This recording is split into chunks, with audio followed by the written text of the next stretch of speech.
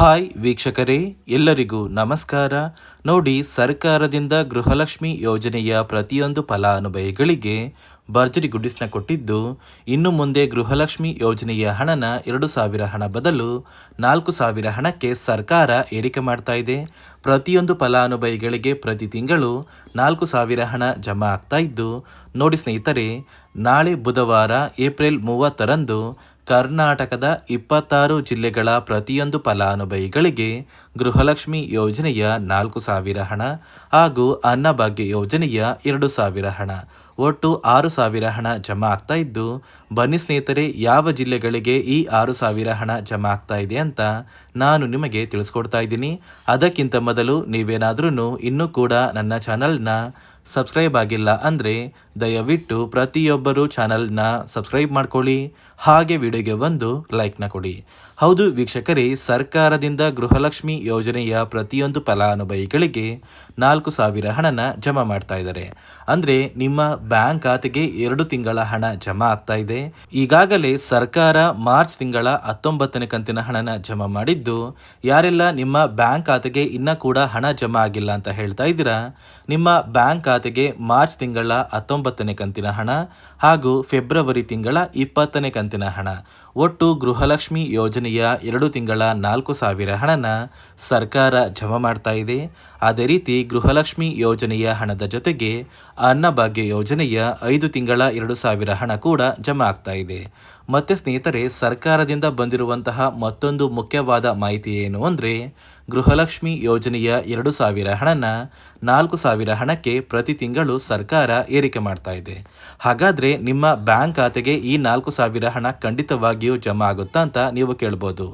ಕಾಂಗ್ರೆಸ್ನ ಸಚಿವರೊಬ್ಬರು ಕೊಟ್ಟಿರುವಂತಹ ಒಂದು ಮಾಹಿತಿಯ ಪ್ರಕಾರ, ಮುಂದೆ ಬರುವಂತಹ ಒಂದು ವಿಧಾನಸಭಾ ಚುನಾವಣೆಯಲ್ಲಿ ಮತ್ತೆ ಕಾಂಗ್ರೆಸ್ ಸರ್ಕಾರನ ನೀವು ವೋಟ್ ಮಾಡಿ ಗೆಲ್ಲಿಸಿದ್ರೆ ಮಾತ್ರ ನಿಮ್ಮ ಬ್ಯಾಂಕ್ ಖಾತೆಗೆ ಪ್ರತಿ ತಿಂಗಳು ಏನು ಗೃಹಲಕ್ಷ್ಮಿ ಯೋಜನೆಯ 2,000 ಹಣ ಜಮಾ ಆಗ್ತಾ ಇತ್ತು, ಆ ಒಂದು ಹಣನ 4,000 ಹಣಕ್ಕೆ ಏರಿಕೆ ಮಾಡ್ತೀವಿ ಅಂತ ಪ್ರತಿಯೊಂದು ಫಲಾನುಭವಿಗಳಿಗೆ ಒಂದು ಮಾಹಿತಿನ ಕೊಟ್ಟಿದ್ದಾರೆ. ಆದರೆ ಸದ್ಯಕ್ಕೆ ಗೃಹಲಕ್ಷ್ಮಿ ಯೋಜನೆಯ ಹಣ ಪ್ರತಿ ತಿಂಗಳು 2,000 ಹಣ ಮಾತ್ರ ಜಮಾ ಆಗುತ್ತೆ.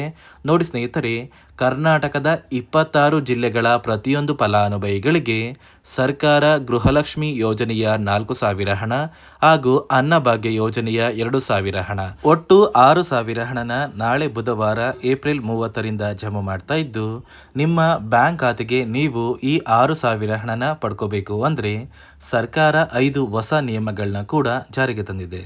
ಆ ನಿಯಮಗಳು ಏನು ಅಂತ ಕೂಡ ತಿಳಿಸ್ಕೊಡ್ತೀನಿ. ಅದಕ್ಕಿಂತ ಮೊದಲು ನಾಳೆ ಏಪ್ರಿಲ್ 30 ಬುಧವಾರ ಯಾವ ಜಿಲ್ಲೆಗಳಿಗೆ ಸರ್ಕಾರ ಹಣ ಜಮಾ ಮಾಡ್ತಾ ಇದೆ ಅಂದರೆ, ಮೊದಲಿಗೆ ಬಾಗಲಕೋಟೆ, ಬೆಳಗಾವಿ, ವಿಜಯಪುರ, ಧಾರವಾಡ, ಗದಗ, ಹಾವೇರಿ, ಉತ್ತರ ಕನ್ನಡ, ಬೆಂಗಳೂರು ನಗರ, ಬೆಂಗಳೂರು ಗ್ರಾಮಾಂತರ, ರಾಮನಗರ, ಚಿಕ್ಕಬಳ್ಳಾಪುರ, ಚಿತ್ರದುರ್ಗ, ದಾವಣಗೆರೆ, ಕೋಲಾರ, ಶಿವಮೊಗ್ಗ, ತುಮಕೂರು, ಬಳ್ಳಾರಿ, ಬೀದರ್, ಕಲಬುರಗಿ, ಕೊಪ್ಪಳ, ರಾಯಚೂರು, ಯಾದಗಿರಿ, ವಿಜಯನಗರ, ಚಿಕ್ಕಮಗಳೂರು, ಚಾಮರಾಜನಗರ, ದಕ್ಷಿಣ ಕನ್ನಡ, ಹಾಸನ, ಕೊಡಗು, ಮಂಡ್ಯ, ಮೈಸೂರು ಮತ್ತು ಉಡುಪಿ, ಈ 26 ಜಿಲ್ಲೆಗಳ ಪ್ರತಿಯೊಂದು ಫಲಾನುಭವಿಗಳಿಗೆ ಸರ್ಕಾರ ಗೃಹಲಕ್ಷ್ಮಿ ಯೋಜನೆಯ 2,000 ಹಣದ ಜೊತೆಗೆ ಅನ್ನಭಾಗ್ಯ ಯೋಜನೆಯ 5 ತಿಂಗಳ ಪೆಂಡಿಂಗ್ ಇರುವ 2,000 ಹಣನ ಜಮಾ ಮಾಡ್ತಾ ಇದ್ದು, ಪ್ರತಿಯೊಂದು ಫಲಾನುಭವಿಗಳಿಗೆ ಮೇ 5ರಷ್ಟರಲ್ಲಿ ನಿಮ್ಮ ಬ್ಯಾಂಕ್ ಖಾತೆಗೆ ಈ 6,000 ಹಣ ಜಮಾ ಆಗುತ್ತೆ. ನೋಡಿ ಸ್ನೇಹಿತರೆ, ಈ ಬಾರಿ ಸುಮಾರು 1 ಲಕ್ಷಕ್ಕಿಂತ ಅಧಿಕ ಫಲಾನುಭವಿಗಳ ಬ್ಯಾಂಕ್ ಖಾತೆಗೆ ಸರ್ಕಾರ ಗೃಹಲಕ್ಷ್ಮಿ ಯೋಜನೆಯ ಹಣನ ಜಮಾ ಮಾಡ್ತಾ ಇಲ್ಲ. ಕಾರಣ ಏನು ಅಂದರೆ, ನಿಮ್ಮ ಬ್ಯಾಂಕ್ ಖಾತೆಗೆ ಡಿಬಿಟ್ ಮೂಲಕ ಹಣ ಜಮಾ ಮಾಡುವಂತಹ ಸಂದರ್ಭದಲ್ಲಿ ಸರ್ಕಾರ ಸಾಕಷ್ಟು ಫಲಾನುಭವಿಗಳ ಒಂದು ಬ್ಯಾಂಕ್ ಖಾತೆಗೆ ಹಣ ಜಮಾ ಮಾಡೋದನ್ನು ಕ್ಯಾನ್ಸಲ್ ಮಾಡಿದೆ. ಯಾಕಂದರೆ ಇತ್ತೀಚೆಗೆ ಹಣಕಾಸು ಇಲಾಖೆ ಜಾರಿಗೆ ತಂದಿರುವ 5 ನಿಯಮಗಳ ಆಧಾರದ ಮೇಲೆ ಪ್ರತಿಯೊಂದು ಫಲಾನುಭವಿಗಳಿಗೆ ಸರ್ಕಾರ ಈ ಒಂದು ಹಣನ ಜಮಾ ಮಾಡ್ತಾ ಇದ್ದು, ಯಾರೆಲ್ಲ ಫಲಾನುಭವಿಗಳು ಈ ನಿಯಮಗಳನ್ನ ಪಾಲಿಸಿಲ್ಲ, ನಿಮ್ಮ ಬ್ಯಾಂಕ್ ಖಾತೆಗೂ ಕೂಡ ಹಣ ಜಮಾ ಆಗೋದಿಲ್ಲ. ಹಾಗಾದರೆ ಬನ್ನಿ ಸ್ನೇಹಿತರೆ, ಸರ್ಕಾರ ಜಾರಿಗೆ ತಂದಿರುವ ಆ 5 ಹೊಸ ನಿಯಮಗಳು ಏನು ಅಂತ ನಾನು ನಿಮಗೆ ತಿಳಿಸ್ಕೊಡ್ತಾ ಇದ್ದೀನಿ.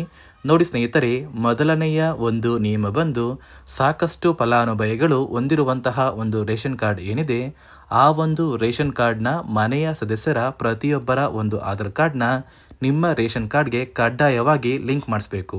ಅಂದರೆ ಈ ಒಂದು ಲಿಂಕ್ ಮಾಡಿಸುವಂತಹ ಒಂದು ಪ್ರೊಸೀಜರ್ಗೆ ಸರ್ಕಾರ KYC ಅಂತ ಕರೀತಾರೆ. ನಿಮ್ಮ ರೇಷನ್ ಕಾರ್ಡ್ಗೆ ಇನ್ನೂ ಸಹ KYC ಆಗಿಲ್ಲ ಅಂದರೆ ನಿಮ್ಮ ಬ್ಯಾಂಕ್ ಖಾತೆಗೆ ಸರ್ಕಾರ ಮುಂದಿನ ದಿನಗಳಲ್ಲಿ ಗೃಹಲಕ್ಷ್ಮಿ ಯೋಜನೆಯ ಹಣನ ಕ್ಯಾನ್ಸಲ್ ಮಾಡುತ್ತೆ.